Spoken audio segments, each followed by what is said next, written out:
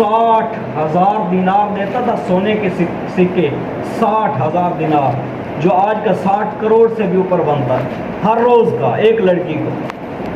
تو ایک دن ایک لڑکی لے کر آیا، جب دروازے کو کنڈی لگائی، بستر پر پہنچا تو لڑکی رو رہی تھی۔ تو کفل کہنے لگا کہ میں آپ کو زبردستی تو لے کر نہیں آیا، آپ اپنی خوشی سے میرے ساتھ آئی ہیں، میں نے تیرے پیسے ادا کیے ہیں۔ تو وہ آگے لڑکی کہنے لگی کفل میں پیشہ ور عورت نہیں ہوں، میں کوئی اس کام کے اندر ملوث نہیں ہوں، مجھے میری بھوک نے یہاں تک پہنچا دیا، میں بھوکی ہوں، میرے بچے بھوکے ہیں گھر کے اندر، میری بھوک نے، میرے پیٹ نے مجھے یہاں تک پہنچا دیا۔ وہ کمینہ انسان، اس کے پتہ نہیں دل پر کیا گزری، وہ رونے لگ گیا۔ جس طرح وہ لڑکی رو رہی تھی اسی طرح وہ کفل بھی رونے لگ گیا۔ اتنا برا انسان جسے رحم نہیں آتا، ہر روز نئی لڑکی لاتا ہے، اس کے پیسے ادا کرتا ہے۔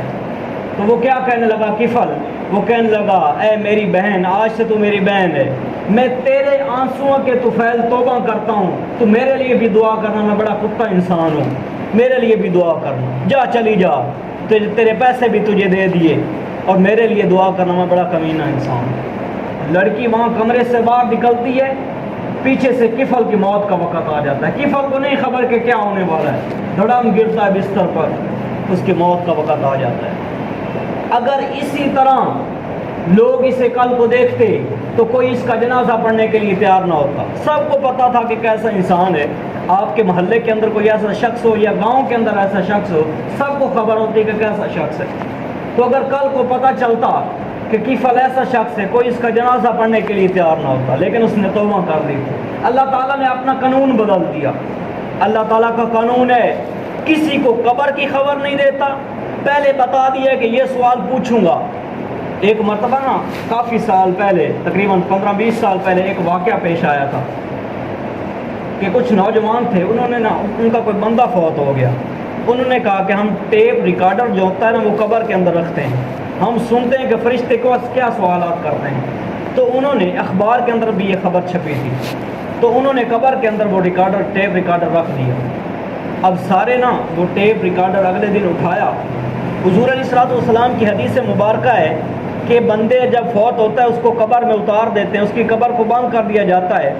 ابھی نا لوگ جا رہے ہوتے ہیں، ان کے جوتوں کا جو کھڑکا ہے وہ میت سن رہی ہوتی ہے، فرشتے اس کو اٹھا لیتے ہیں، کھڑا کر دیتے ہیں قبر کے اندر۔ تو انہوں نے ٹیپ ریکارڈر رکھا، اگلے دن اٹھا لیا، سارے ایک کمرے کے اندر جمع ہو گئے وہ سننے کے لیے۔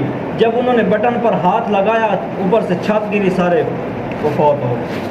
اللہ تعالیٰ اپنے راز فاش نہیں کرتا، لیکن اللہ تعالیٰ نے کفل کے لیے، کیسا انسان تھا، اپنا قانون ہی تبدیل کر دیا۔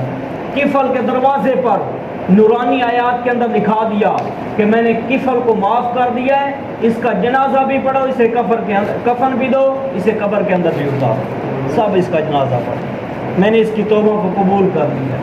تو توبہ اللہ تعالیٰ کو بڑی پسند ہے، غرغرہ کی حالت سے پہلے ہمیں توبہ کرنی ہو۔ تو حضور علیہ الصلوۃ والسلام ایک مکمل دین ہم تک لے کے آئے۔ میں یہ بات عرض کر رہا تھا کہ بچہ تو فطرت اسلام پر پیدا ہوتا ہے، آگے اس کے والدین اسے نصرانی بنا دیتے ہیں، عیسائی بنا دیتے ہیں، جب بڑا ہوتا ہے تو حالات کا مقابلہ نہیں کر سکتا۔ صحابہ کرام سے بڑھ کر، حضور علیہ الصلوۃ والسلام سے بڑھ کر کسی نے تکلیف نہیں اٹھائی۔ ایک مرتبہ امام زین العابدین رو رہے تھے، ساری رات روتے تھے، ساری رات۔ تو جو ان کا خادم تھا، حضرت حسین کے بیٹے امام زین العابدین، تو ان کا جو خادم تھا وہ کہنے لگا حضرت اللہ نے آپ کو دین بھی دیا ہے، آپ کو دنیا بھی اللہ تعالیٰ نے دی، بہت مالدار تھے، دین بھی دیا تھا اللہ تعالیٰ نے، دنیا بھی دی تھی۔ تو خادم کہنے لگا حضرت دین بھی ملا ہے، دنیا بھی ملی ہے، ساری رات روتے ہیں، چپ کر جائیں۔